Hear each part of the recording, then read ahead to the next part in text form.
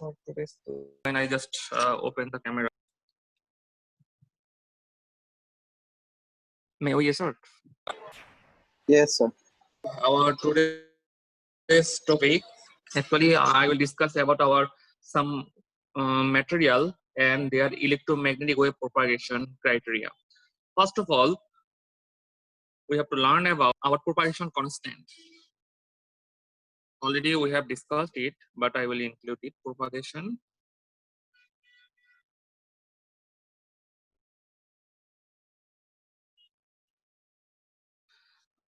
you can see the writing. Is it clear, or I will just zoom it? Propagation constant. Actually, whenever we have derived our equation for electromagnetic wave, there is a term which is known as gamma, and gamma is known as propagation constant. And this propagation constant has two parts. First of all, gamma has two parts. It can be classified alpha plus j beta.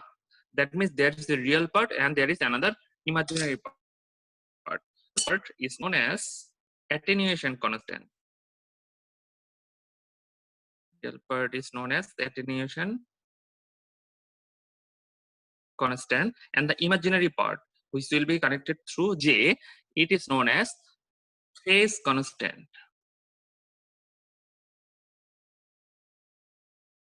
So there is two parts for our propagation constant. First one is alpha, which is the real part. It is known as attenuation constant, and the imaginary part is known as phase constant. For example, if somehow we have found gamma is equal to 3 plus j4, say this is the value for gamma. For this case, we can directly write here alpha is equal to 3 and beta is equal to 4.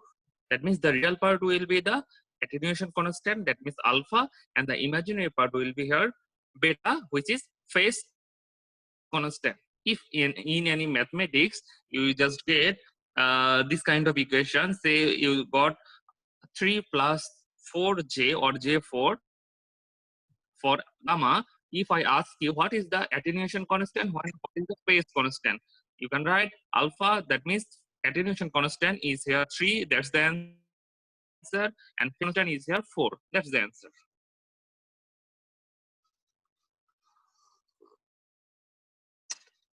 Now, and for alpha and gamma, we have to determine the actual equation for alpha and gamma. We'll drive now. And for gamma,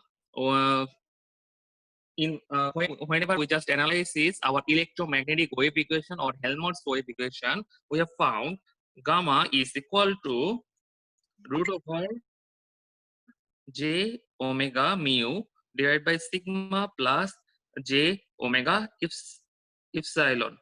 That's the actual equation for gamma we have found from our electromagnetic wave equation. If we analyze this equation and find out the solution for alpha and beta, we'll get alpha is equal to omega root over mu epsilon divided by 2, third bracket, again root over 1 plus sigma divided by omega epsilon whole square minus 1, and the whole root over. If we just make analysis or find out the solution like this, we will get alpha is here omega root over mu epsilon divided by 2, third bracket root over 1 plus sigma divided by omega epsilon square minus 1. This will be equation for alpha, and if we solve another part, beta will be omega root over mu epsilon divided by 2. There will be only minus, again root over 1 plus sigma divided by omega epsilon square plus 1. That's alpha and that's beta. Again, this is the equation for alpha and beta, and this is gamma. From our electromagnetic wave equation or Maxwell's wave equation or Helmholtz wave equation, we will get gamma is equal to j omega mu bracket sigma plus j omega epsilon. For alpha, if we analyze our equation 1, we will get alpha is equal to omega root over mu epsilon divided by 2 third bracket root over 1 plus sigma divided by omega epsilon whole square minus 1. This equation number 2 is for determining alpha, and alpha is here attenuation constant. We have already written here. And the imaginary part will be found like this. The only difference between alpha and beta in equation is plus and minus. For alpha determination, it is minus, and beta, it is plus.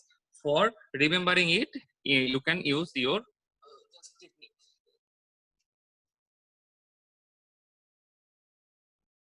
And this is equation number 3 for beta.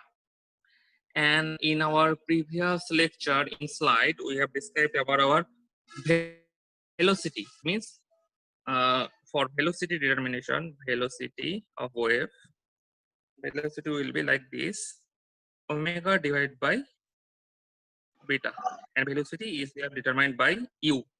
Velocity u is equal to omega divided by beta, or we can simply write u is the velocity is equal to omega divided by beta. By using equation number 3, we can determine beta, and omega is here. If the frequency is given, omega can be found, and we know again omega is equal to 2 pi f. We have used in our mathematics or in our electrical circuit, omega is equal to 2 pi f. F is here frequency. F is here frequency. Sir, Yes. in last slide we From electrical circuit or other courses, we know omega is just circular velocity is equal to 2 pi f. 2 pi into frequency, we will get omega. If the frequency is given, say 50 hertz signal, then we can easily determine omega by using this equation, and beta will be found from equation 3. Then we can use this. Okay. Now there is another term which is wavelength. We will use this equation for our mathematics. That's why I'm just describing it. It's very hard to hold the mobile. Okay, wave length in the end. Now wavelength lambda, it is defined by lambda is equal to 2 divided by beta. If wavelength is will have to determine, we can use wavelength lambda is equal to 2 pi.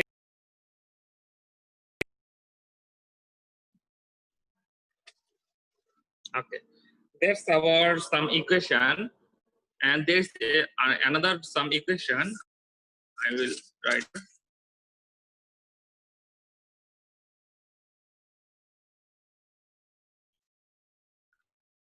Another one.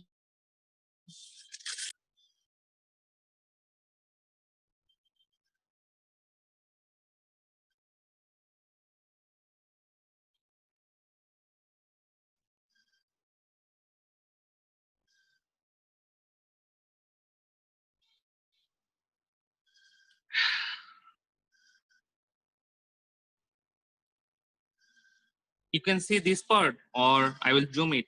Is it okay now? What I am trying to write, is it clear to you, or I will have to zoom the mobile?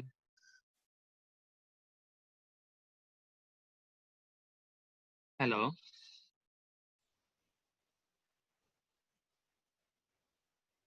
No, sir. Only we can say impedance. Yes. Yes. Can anyone say what is actually impedance means?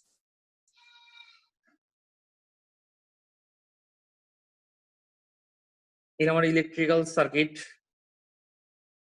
What impedance means? And impedance, yes.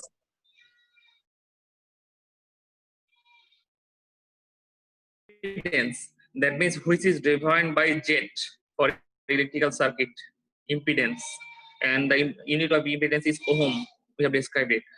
Simply for magnetic, that means electromagnetic wave, there is another impedance which is known as the intrinsic impedance. I will write the definition of intrinsic impedance first, then we'll describe it.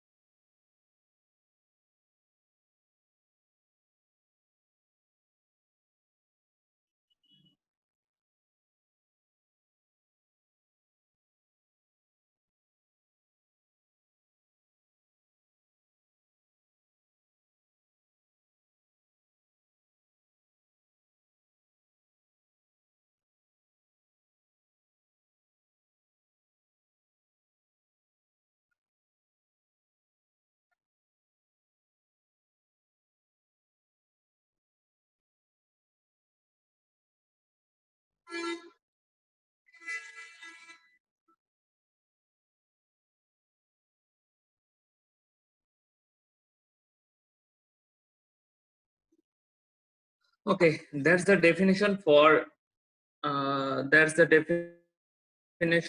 intrinsic impedance. Intrinsic impedance refers to the impedance of a plane wave, that means plane transverse electromagnetic wave. The short form is here TEM, traveling through a homogeneous media. That means where the density is constant through the media, which is known as homogeneous medium. That means intrinsic impedance refers to the impedance of a plane TEM, that means transverse electromagnetic wave, traveling through a homogeneous media. Homogeneous media, for example, air. For our environment, air is homogeneous media. For water, it is also homogeneous media. For your particular conductor, this is also homogeneous media. That means where the density is fixed, which is known as homogeneous media. The impedance of the wave everywhere in the space is equal to the intrinsic impedance. That means for particular media, there is some impedance for our electromagnetic wave, which is known as intrinsic impedance of the medium. Somewhere it is also defined as the ratio of the electric field to the magnetic field density. If we take the ratio of electric field and magnetic field density, we will get intrinsic impedance. Okay, the for mathematically we can write it can be denoted by eta. Impedance is denoted by eta. This is italic letter. This is known as eta. And the equation for intrinsic impedance like this. Right here.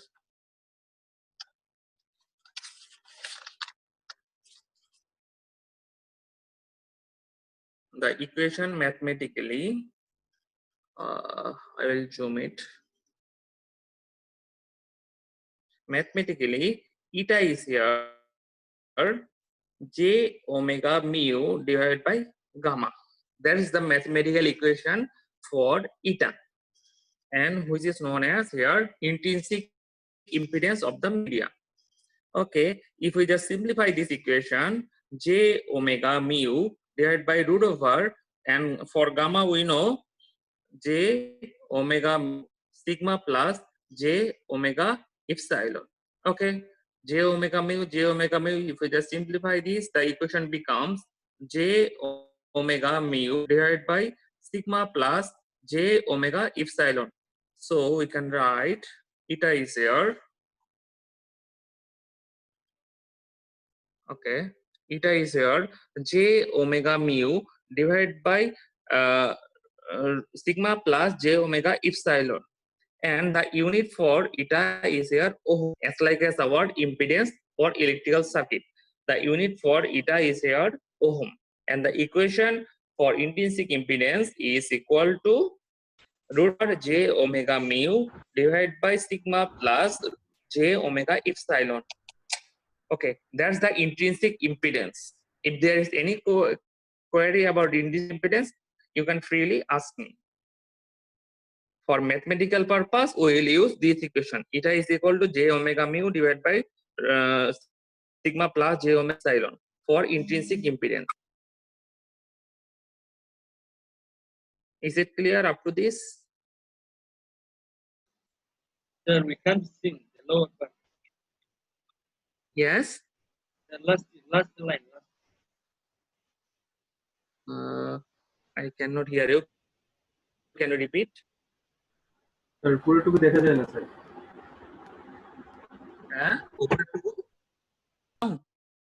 There it is one kind of property to resist the electromagnetic wave. It will just face problem, or it will just try to attenuate in a media which is intrinsic impedance here. Intrinsic impedance, and the equation finally we will get for our medical purpose, it will be like this. Eta is equal to root over j omega mu divided by sigma plus j omega epsilon. This is for impedance. Okay, we'll use this equation for our next purpose. Wait for a minute.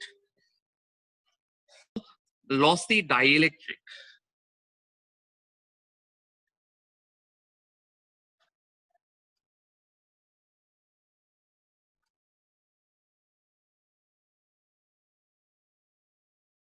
Lossy dielectric media.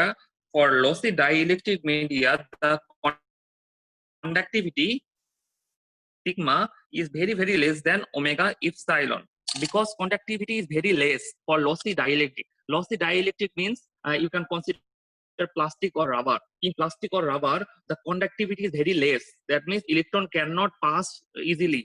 That's why we can simply notify here the equation is here.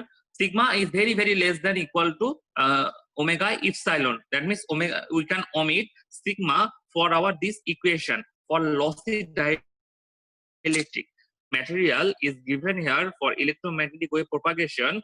Lossy dielectric, we can use this property. Sigma is very less than omega epsilon. For this case, we can write sigma is nearly equal to 0. The first criteria. The next one, epsilon will be epsilon naught into epsilon r, and we know the value for epsilon naught here 8.54 into 10 to the power minus 12 farad per meter. This is for epsilon naught, and epsilon r is for particular media. And What is the name of epsilon? Can anyone say? We have learned it, I think. What is the name of epsilon? This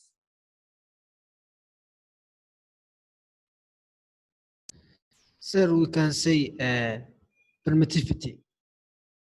permittivity. And what is the name of mu? What is the name of this one? Mu. We can say permeability. Permeability, right? Mu is here permeability, and epsilon is here permittivity, and sigma is here. What is sigma? Conductivity. Conductivity, right? Good. Sigma is here conductivity, which is tends to 0. Permittivity is equal to epsilon naught into epsilon, and permeability is equal to mu naught into mu r, where we know mu naught is here 4 pi into 10 to the power minus 7. We know what mu naught it is 6. If we just put on our equation for alpha and beta, what is the equation for alpha and beta? Already we know. These are the equation for alpha and beta.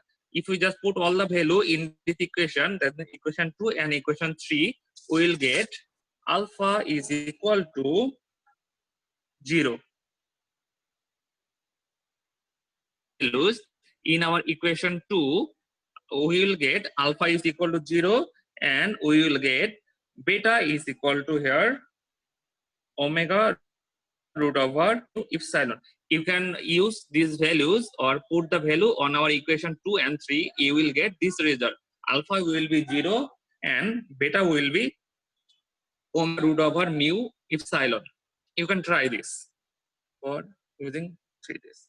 And we know again for this one, u is equal to divided by beta, and omega is omega. And for this equation, that is for lossy dielectric, beta is here. We have found omega root over, from this omega root over mu epsilon. Omega omega cancel, so we can write 1 divided by mu epsilon. So we can write u is here 1 divided by root over mu epsilon. That's the equation for velocity for lossy dielectric. Again, for lambda, how to use lambda?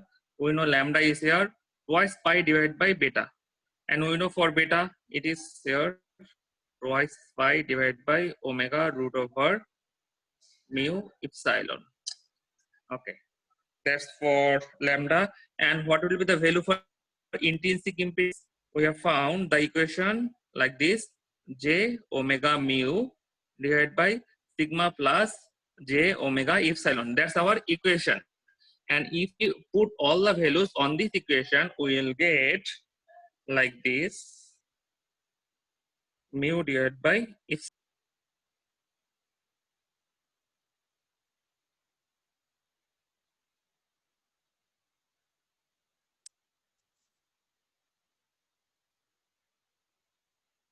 They're all okay. If we just put all the value for intrinsic impedance, we'll get the equation eta is equal to root over mu divided by epsilon. That's the equation for eta. Actually, these are the condition. If the media is lossy dielectric, then we will use these formulas. You can see the whole page.